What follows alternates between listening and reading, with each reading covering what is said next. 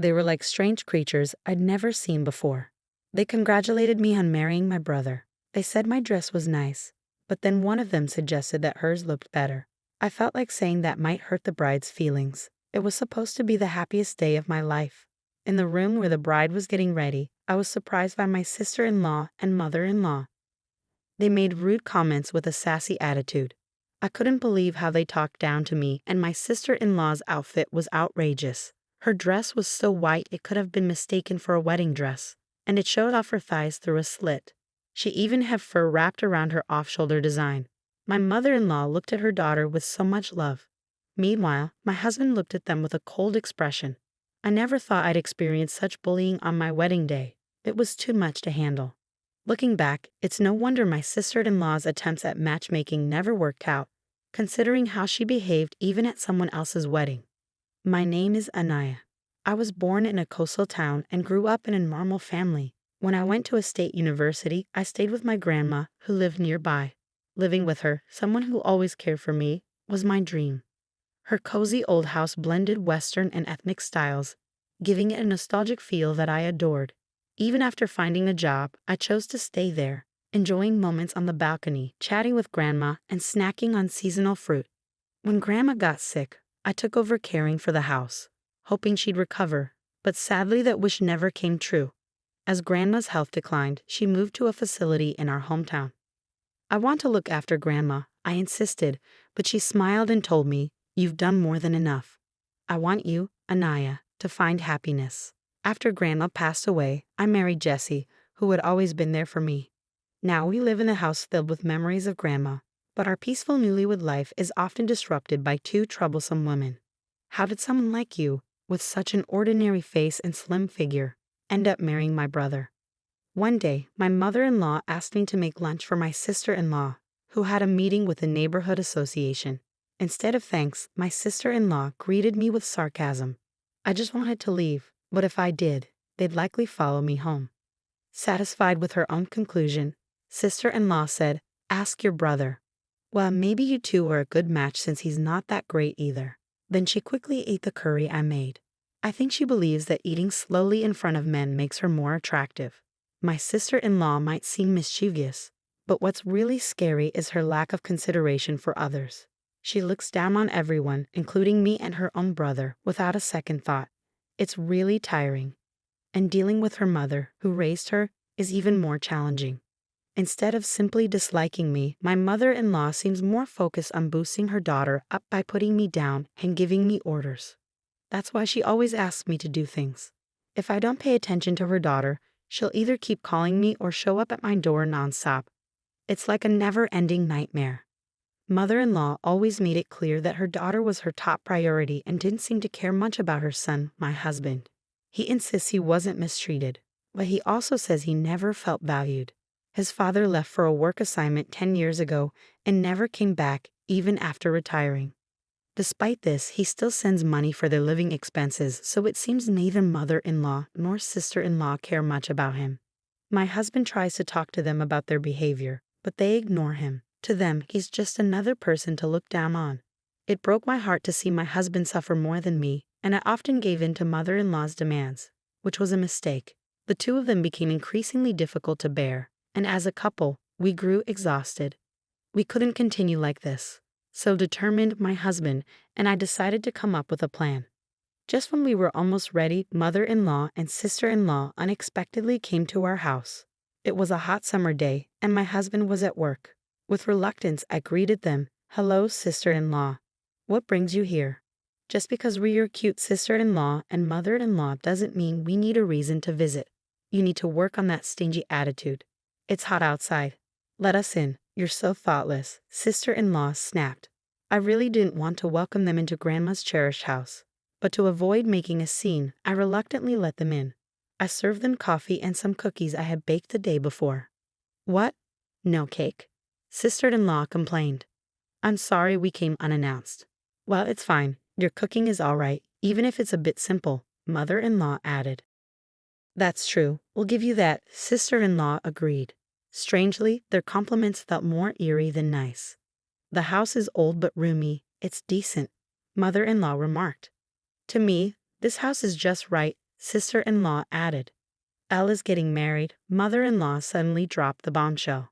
Wait, this self-centered sister-in-law. I was briefly shocked, but her getting married wasn't all that surprising. She often boasted about her shapely figure and her direct approach with men. It seemed to work on gullible men or those seeking casual relationships. So, is it with the guy you had an affair with? I remembered a man she had mentioned before. It wasn't an affair, we just met in the wrong order. It's true love, but no, not him, she brushed off. The one who recently approached you? I just noticed his intense gaze and made the first move, but no, not him either. I met him at a speed dating event. He's the son of a wealthy man, mother-in-law proudly announced.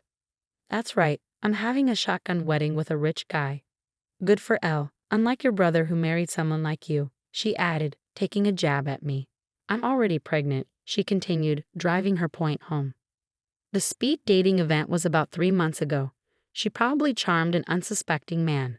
I feel sorry for him and his family, mother-in-law commented. Did you end things with the other guys? I asked. Not yet. They all adore me so much, I can't bring myself to break it off. It's bound to happen eventually. Elle is just so charming.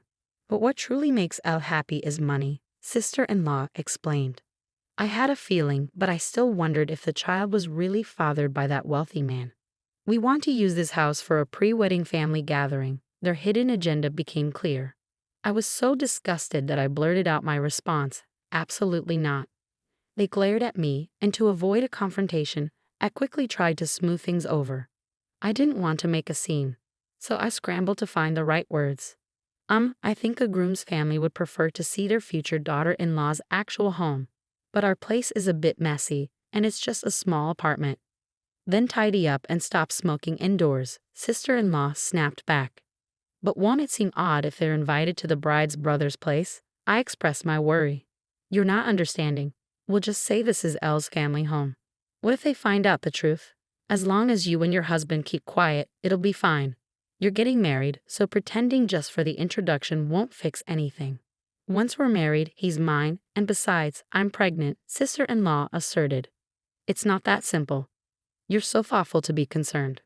But why not just make this house truly belong to mom and dad?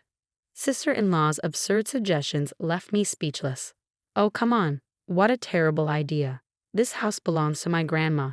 It's not just up to me, I objected. Don't you understand?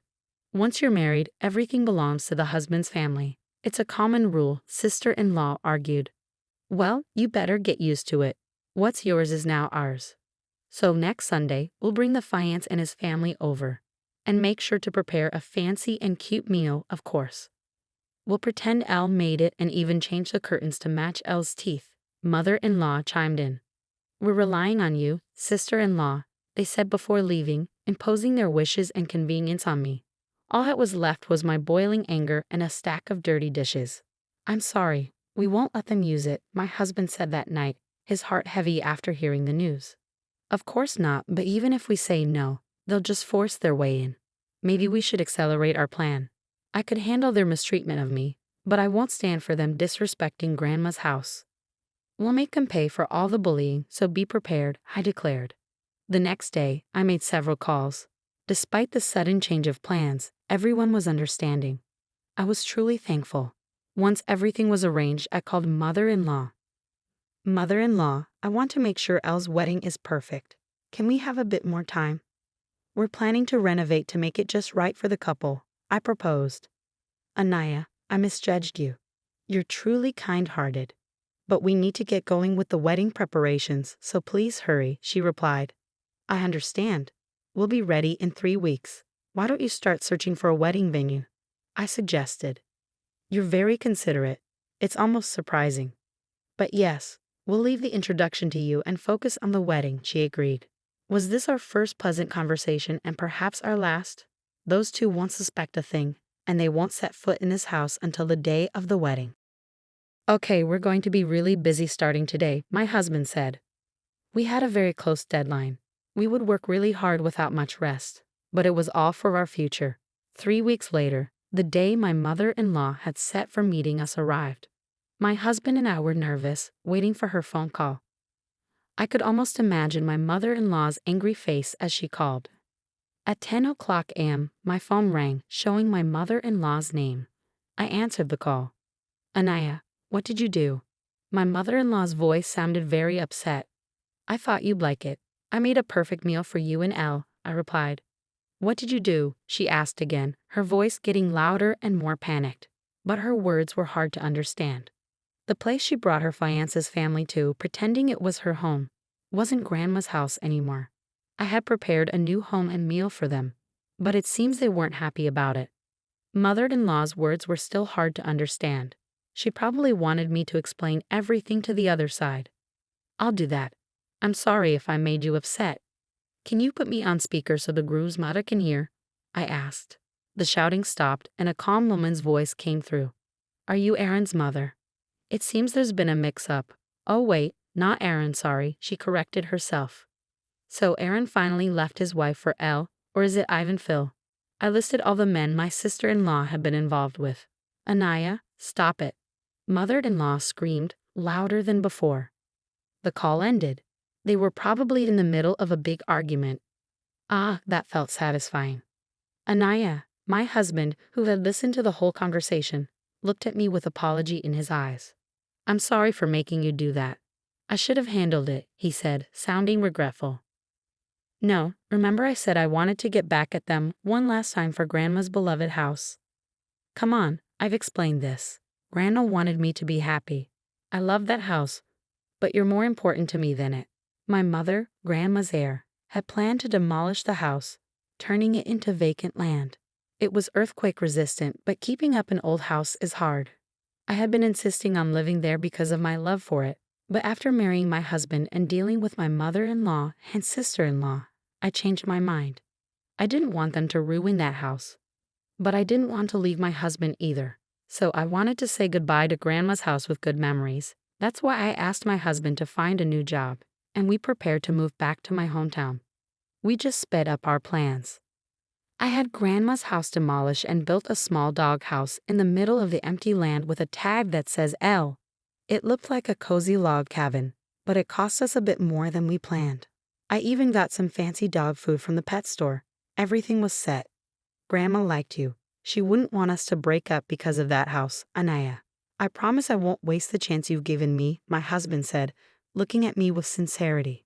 I trusted him when he made that decision. It's been a year and a half since then. After we moved to my hometown, my husband, who was a bit unsure at first about the fishermen in the neighborhood, has become even more popular with them than I am.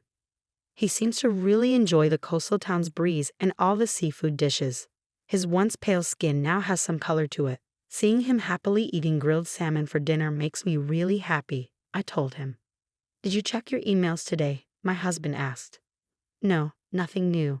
They're probably busy. We haven't talked to my mother-in-law and sister-in-law since that whole thing happened. My husband's phone is the only way we could reach them, I said. We found out about the doghouse situation from a neighbor who was friends with Grandma.